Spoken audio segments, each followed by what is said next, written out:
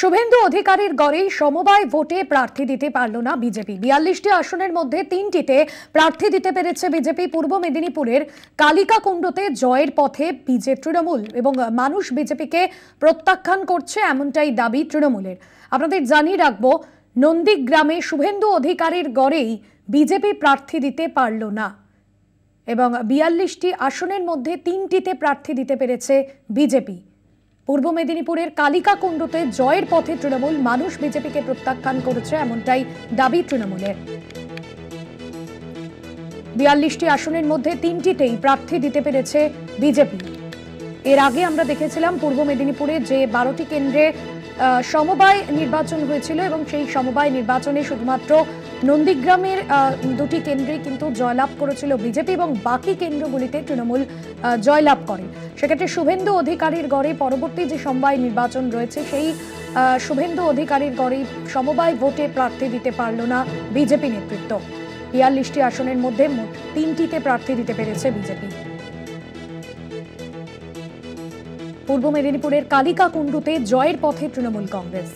শুভেন্দু অধিকারীর গড়েই সমবায় ভোটে প্রার্থী দিতে পারল না বিজেপি। ৪২টি আসনের মধ্যে 3টিতে প্রার্থী দিতে পেরেছে বিজেপি। পূর্ব মেদিনীপুরের কালিকাকুণ্ডুতে জয়ের পথে তৃণমূল, মানুষ বিজেপিকে প্রত্যাখ্যান করছে, এমনটাই দাবি করছে তৃণমূল নেতৃত্ব। ভোলানাথ বিজলি আমাদের প্রতিনিধি রয়েছেন ফোন লাইনে। ভোলানাথ, এর আগে আমরা দেখেছিলাম পূর্ব মেদিনীপুরে সেখানে সবুজ ঝড় দেখা গিয়েছিল রীতিমতো সমবায় নির্বাচন। এবার সমবায় নির্বাচনে আবারও জয়ের পথে তৃণমূল, কারণ বিজেপি অর্ধেক আসনে প্রার্থী দিতে পারেনি। কি জানাচ্ছে বিজেপি নেতৃত্ব, তৃণমূলই বা কি বলছে?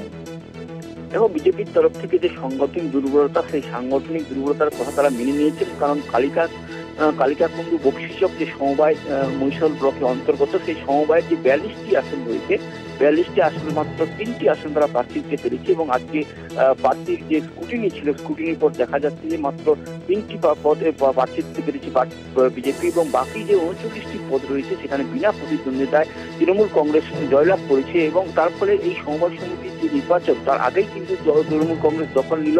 এবং এর পাশাপাশি তুমি জানিয়ে রাখবো যে তৃণমূল কংগ্রেসের পক্ষ থেকে যেটা জানানো হচ্ছে যে শুভেন্দু অধিকারীর গড় বলে কিছু নয়, মেদিনীপুরের বেশিরভাগ জায়গায় কিন্তু এরপর বিজেপি প্রার্থী দিতে পারবে না, কারণ তাদের সাংগঠনিক দিক থেকে বা তাদের পাশে মানুষ না থাকায় কিন্তু তারা এভাবেই সব প্রার্থী দিতে পারছে না বিভিন্ন জায়গায়। এবং সেক্ষেত্রে এই কালিকাকুণ্ডু বক্সিচক একটা উদাহরণ বলে দাবি করছে।